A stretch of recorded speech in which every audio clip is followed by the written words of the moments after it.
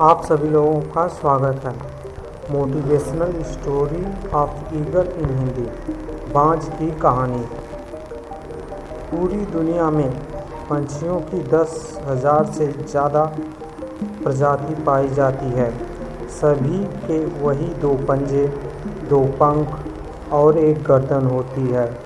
लेकिन इन्हीं में से एक पंछी है जिसकी एक अलग ही पहचान है, जो आसमान का सीना चीर के हजारों मीटर ऊपर 120 किलोमीटर प्रति आवर की रफ्तार से उड़ता है, जो खुद के कई गुना अधिक वजन के शिकार को भी अपने पंजों पे दबोच कर उड़ जाता है।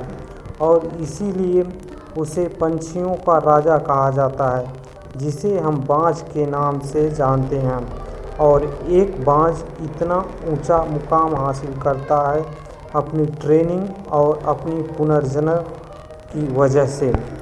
अगर आप भी इस दुनिया में एक मुकाम हासिल करना चाहते हैं तो एक बाज बनने का पूरा सफ़र आपको जानना बहुत ज़रूरी है, क्योंकि 25 से 30 की उम्र तक आने के बाद भी लोगों को रिस्क लेने में डर लगता है। लेकिन एक बाज की जीवन की शुरुआत ही रिस्क से होती है। जिस उम्र में बाकी पक्षियों के बच्चे सिर्फ ची ची करना सीखते हैं, उस उम्र में एक मादा बाज अपने बच्चों को पंजों में दबोचकर हजारों मीटर आसमान की ऊंचाइयों में उड़ जाती है, उसे ये बताने के लिए कि तेरा जन्म आसमान का सीना चीर के सबसे ऊपर उड़ने के लिए हुआ है। तेरा जन्म पक्षियों का बादशाह बनने के लिए हुआ है। ज़मीन से हजारों मीटर ऊपर ले जाकर मादा बाज अपने पंजों से उसे छोड़ देती है, और यही से शुरुआत होती है उसकी हाई रिस्क ट्रेनिंग। जो चूजा ज़मीन की तरफ तेज़ी से गिरने लगता है तो थोड़ा नीचे आता है, और तो उसके पंख खुलने लगते हैं। नीचे आते आते वो अपने पंख फड़फड़ाने लगता है, लेकिन वो अभी तक उड़ना नहीं सीखता है। वो ज़मीन से कुछ ही ऊपर होता है। ऐसा लगता है कि कुछ ही सेकंड में उसका जीवन समाप्त हो जाएगा, लेकिन अचानक एक पंजा उसे अपनी गिरफ्त में लेता है और वापस आसमान में उड़ जाता है। वो पंजा होता है उसकी माँ का, जो उसके पीछे उड़ रही थी। उसकी ये ट्रेनिंग तब तक चलती रहती है जब तक वो उड़ना नहीं सीख जाता है। इतनी हाई रिस्क ट्रेनिंग होने के बाद इस दुनिया को एक बाज मिलता है।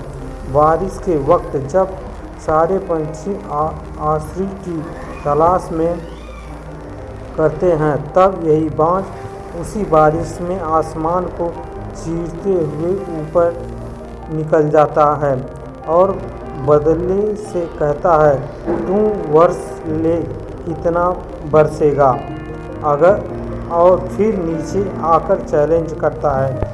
एक बाज की उम्र लगभग 70 साल होती है।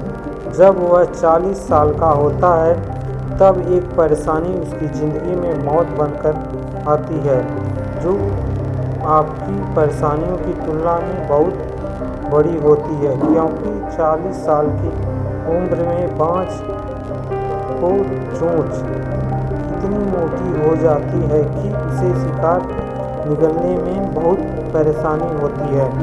उसके पंख भारी हो जाते हैं, छाती से चिपकने लगते हैं, जिससे उड़ना बहुत मुश्किल हो जाता है।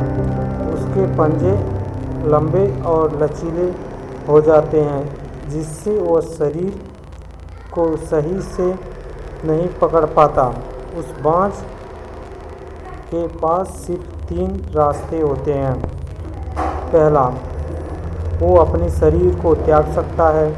दूसरा, गिद्ध की तरह छोड़े हुए भोजन पे निर्भर हो जाए। और तीसरा, सबसे कठिन और पीड़ादायक रास्ता, अपने आप को पुनः स्थापित कर फिर से आसमान का सीना चीर कर उड़ने का, और वह इसी तीसरे रास्ते को चुनता है और अपने पास के सबसे ऊंची चोटी पे पहुंच जाता है। वहां पर अपना घोंसला बनाता और फिर से शुरुआत होता है। परेशानियों को जड़ से उखाड़ कर आसमान में उड़ने का सफ़र। वह अपनी चोंच को एक चट्टान पर मार मार कर तोड़ देता, लहूलुहान हो जाता और इंतज़ार करता और नई चोंच को आने का। उसके बाद अपनी नई चोंच से अपने पंजों को काट देता है और फिर इंतज़ार करता है नए पंजे के उग आने का।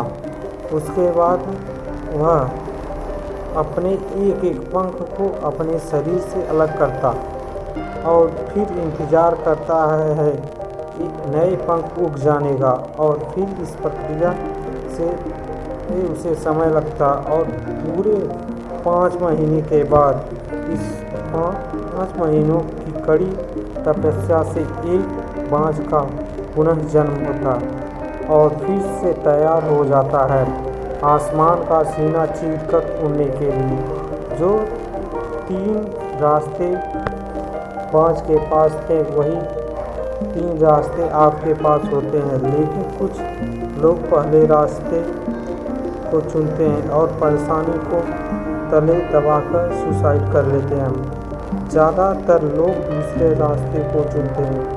वो परेशानियों को बोझ पड़ते ही अपने लक्ष्य को छोड़कर एक नॉर्मल लाइफ जीने लगते हैं। और कुछ लोग भी होते हैं जो इस परेशानियों को लात मारकर अपनी मेहनत के दम पर बाज की तरह आसमान की बुलंदी को छूते हैं। दोस्तों, बाज की यह ट्रेनिंग हमें बहुत ही बड़ी सीख देती है कि अगर रिस्क लेना पड़े तो लो, कि अपने फील्ड में अपने आप को इतना ट्रेंड कर लो कि उस फील्ड में अपने ऊपर उड़ने के बारे में सोचकर लोगों के पसीने छूट जाएं। तभी आप अपने फील्ड में बादशाह कहलाओगे। कहानी सुनने के लिए धन्यवाद।